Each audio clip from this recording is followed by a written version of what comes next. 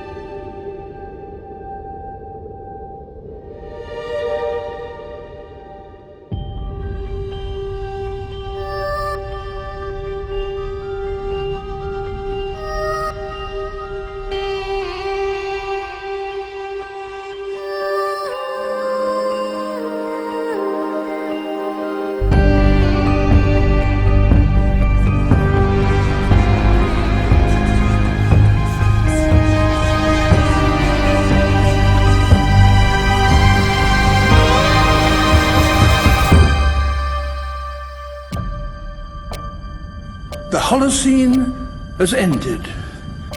What we do now, and in the next few years, will profoundly affect the next few thousand years. The only conditions modern humans have ever known so far are changing, and changing fast. Nothing stays the same on this planet. Everything changes. The Earth is going into one of these jumps, and you don't know what is going to be on the other side of those jumps. The Earth is always jumping.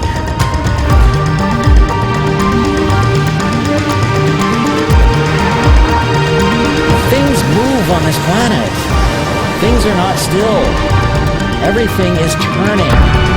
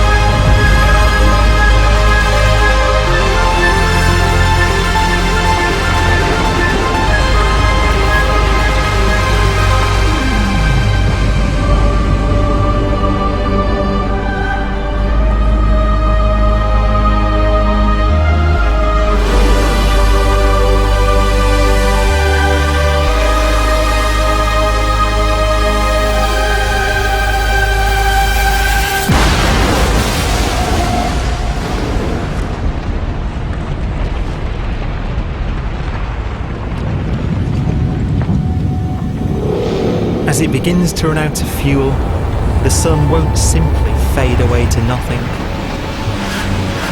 Its core will collapse, and the extra heat this generates will cause its outer layers to expand.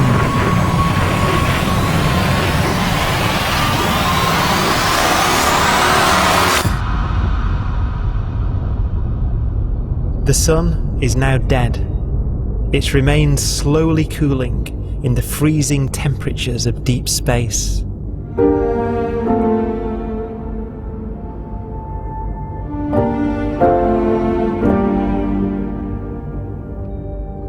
The fate of the sun is the same as for all stars. One day they must all eventually die, and the cosmos will be plunged into eternal night. All stars eventually will run out of fuel. The temperature of the universe drops. The stars, one by one, in the night night sky will turn off. And there'll be no more new stars created. And so that the universe will end not with a bang, but with a whimper. And not in fire, but in ice.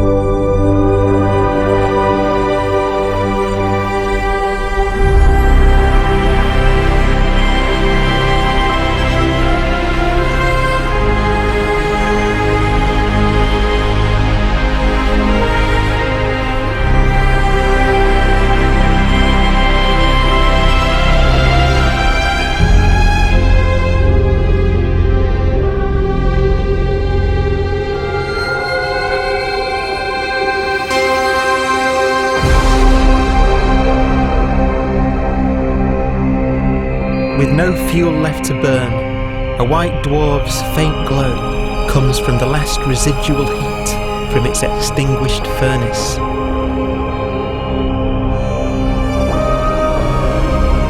Looking at it from where the Earth is now, it would only generate the same amount of light as the full moon on a clear night.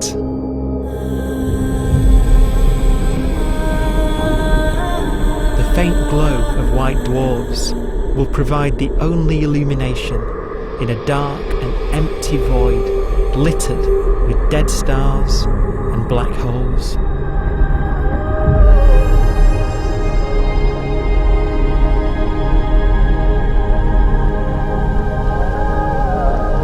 In some ways, it's kind of a ghost universe. It's the corpses, the zombie stars, that will take us into the future.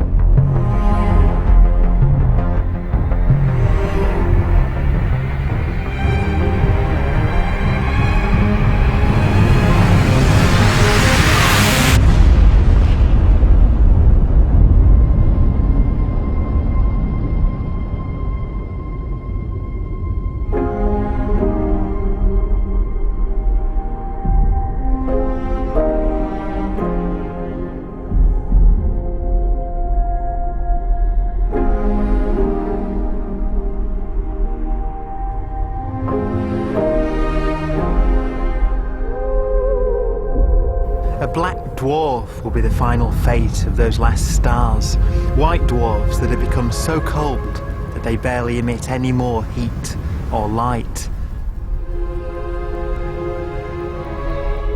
Black dwarfs are dark, dense, decaying balls of degenerate matter, little more than the ashes of stars. Their constituent atoms are so severely crushed that black dwarfs are 1,000,000 times denser than our Sun.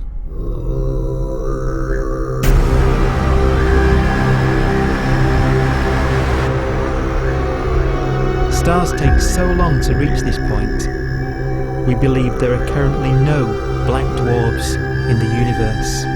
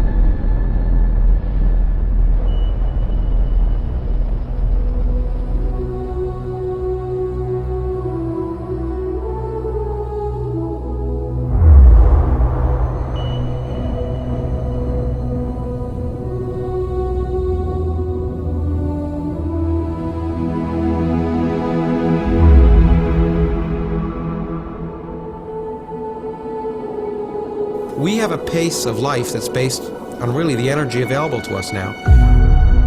You could imagine living conscious systems which have a very different pace and therefore can extend out at least a lot farther than you'd imagine otherwise. You could have a living system where if it had a thought every 10 trillion years, that would seem normal.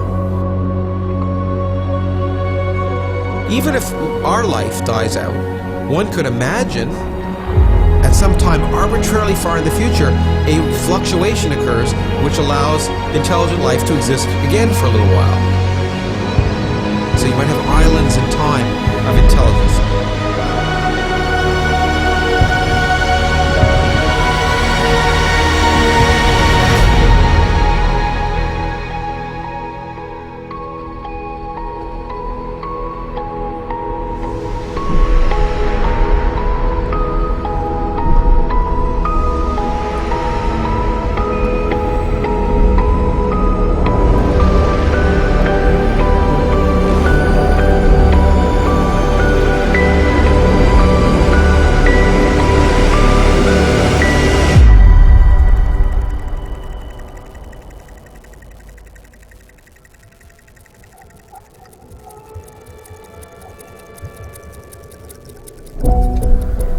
Proton, one of the fundamental building blocks of atomic matter, of what makes us up, can just spontaneously fall apart.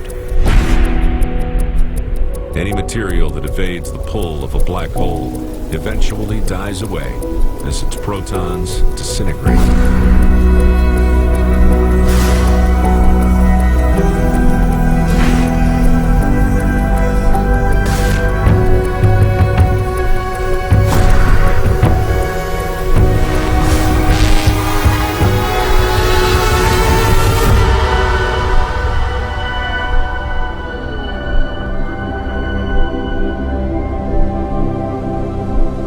The matter inside black dwarfs, the last matter in the universe, will eventually evaporate away and be carried off into the void as radiation, leaving absolutely nothing behind.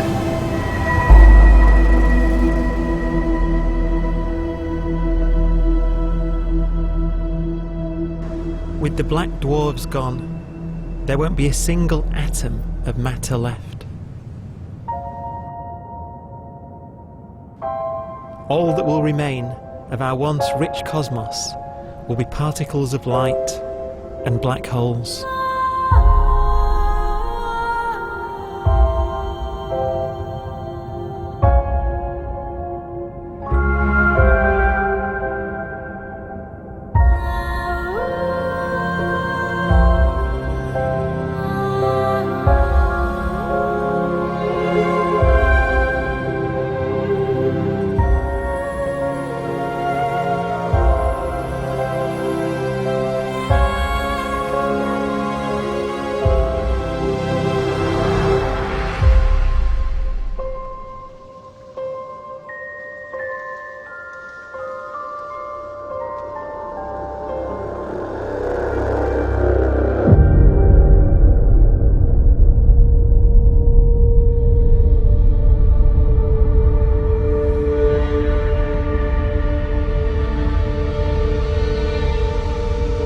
The arrow of time creates a bright window in the universe's adolescence, during which life is possible. But it's a window that doesn't stay open for long. As a fraction of the lifespan of the universe, as measured from its beginning to the evaporation of the last black hole, life, as we know it, is only possible for 1,000th of a billion billionth of a percent.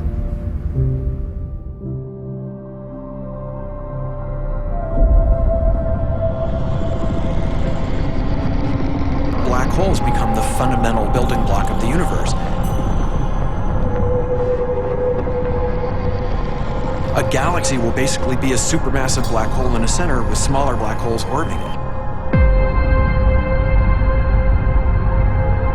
Zombie galaxies galaxies filled with black holes continue to evolve. They'll eat each other and they'll get bigger, and maybe they'll fall into the supermassive black hole and it'll get bigger. The universe will still be an exciting, dynamic place. It's just that the timescales you're talking about are now trillions of years instead of thousands or millions of years.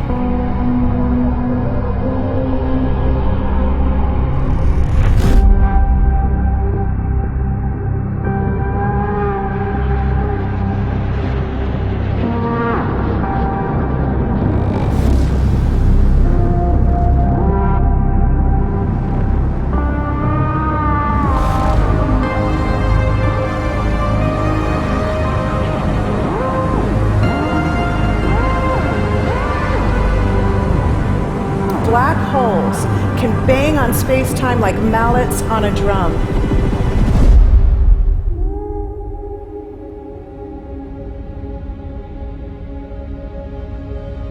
And they have a very characteristic song.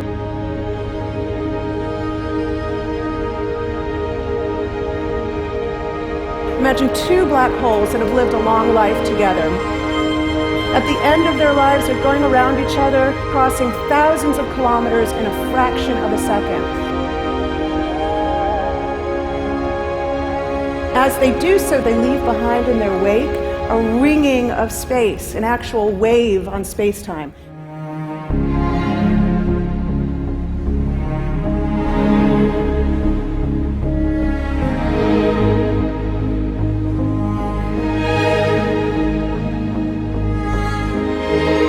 Space squeezes and stretches as it emanates out from these black holes banging on the universe. Those are the gravitational waves. They are literally the sounds of space ringing. And they will travel out from these black holes at the speed of light as they ring down and coalesce to one spinning, quiet black hole.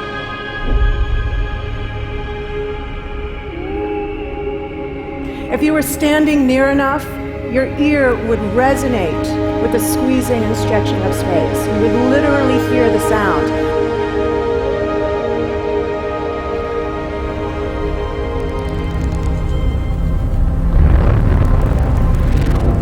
Imagine a lighter black hole falling into a very heavy black hole. The sound you're hearing is a light black hole banging on space each time it gets close.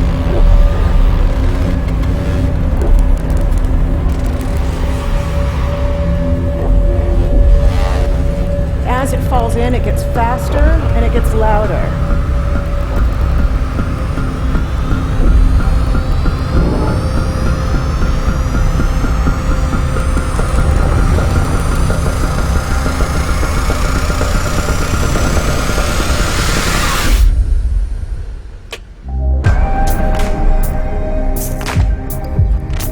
Scientists used to think black holes were immortal, but even these will one day die. Now we're talking about timescales of unimaginable length, quadrillions of years into the future.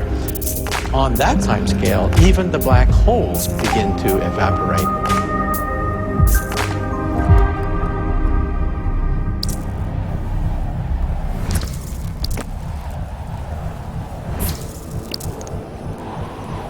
According to quantum mechanics, space is filled with virtual particles, antiparticles, that are constantly materializing in pairs, separating, coming together again, and annihilating each other.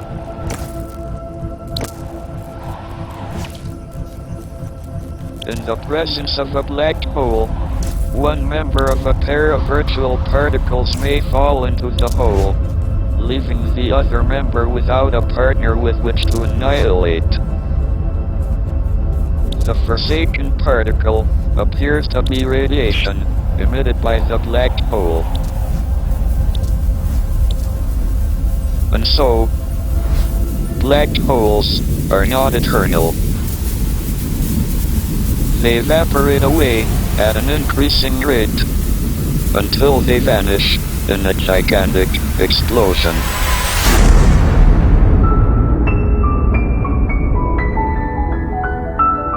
Quantum mechanics has allowed particles and radiation to escape from the ultimate prison, a black hole.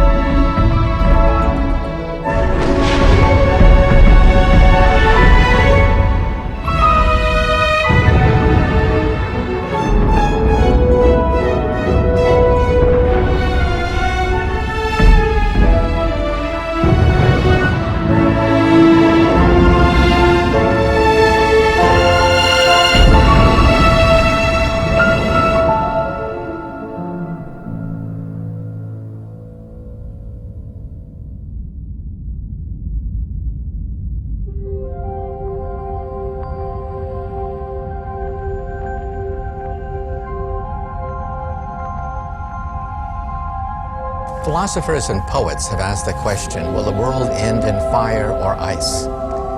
We can now give an answer. The latest evidence shows that the universe is not slowing down, but it's speeding up out of control. And the universe, we think, will die in ice.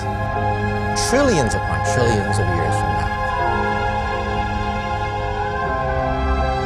Empty space itself has energy. In every little cubic centimeter of space, whether or not there's stuff, whether or not there's particles, matter, radiation, or whatever, there is still energy, even in the space itself.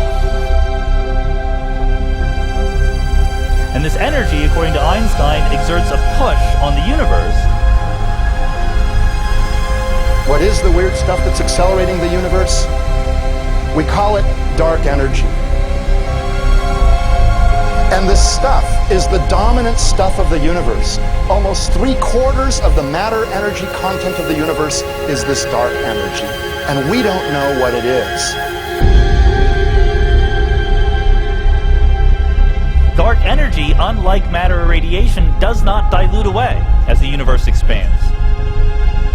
This has crucial implications for what the universe is going to do in the future. So what will be the future of the universe? Well, if the dark energy remains dominant and repulsive, the universe will expand forever.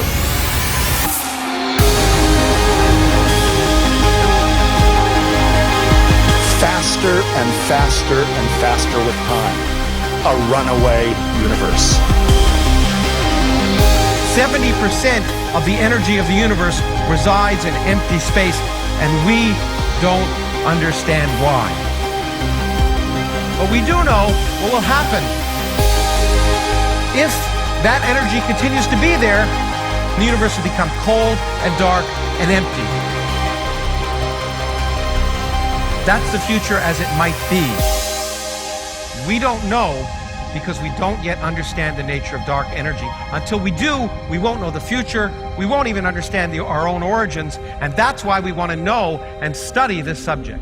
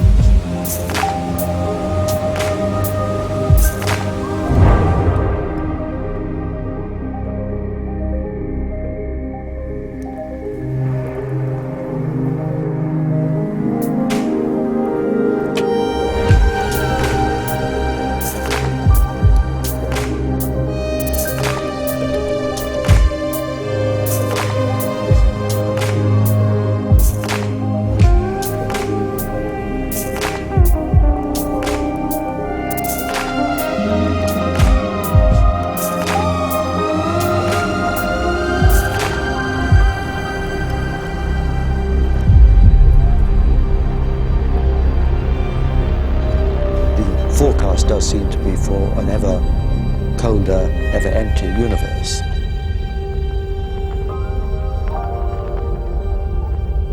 But then, of course, we have to ask, could that end lead to a new beginning?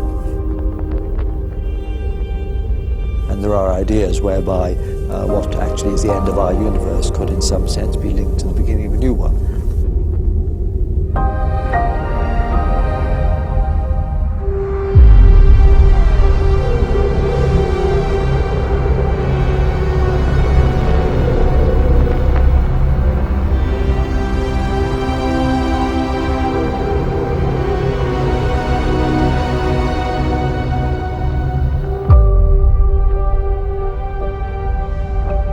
We've worked out the mathematics, the equations. They seem to say that if you have an atom smasher that can concentrate tremendous amounts of energy at a single point, you can perhaps open up a gateway, a baby universe.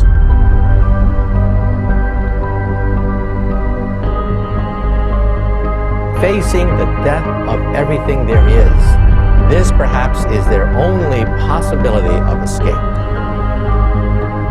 And this also raises a very intriguing possibility, sheer speculation of course, that perhaps any universe that has intelligent life in it will create baby universes, will create lifeboats, and proliferate child universes. So an evolution may take among universes in the multiverse. Survival of the fittest may take place. So those universes which do not have intelligent life are infertile. They have no children. But those universes that have mild temperatures, stars like us, would create civilizations that could open up child universes, and they would then proliferate.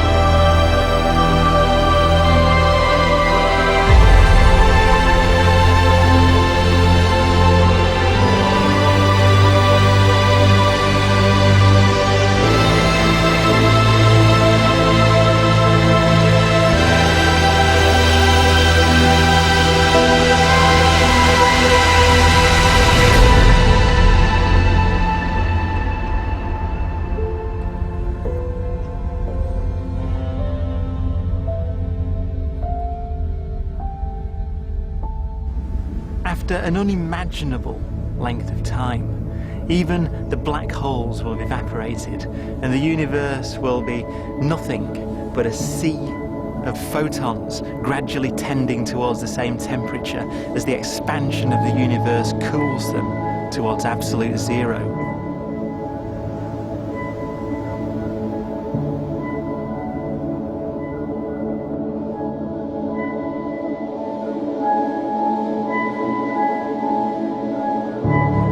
Once the very last remnants of the very last stars have finally decayed away to nothing, and everything reaches the same temperature, the story of the universe finally comes to an end. For the first time in its life, the universe will be permanent and unchanging. Entropy finally stops increasing because the cosmos cannot get any more disordered. Nothing happens, and it keeps not happening forever.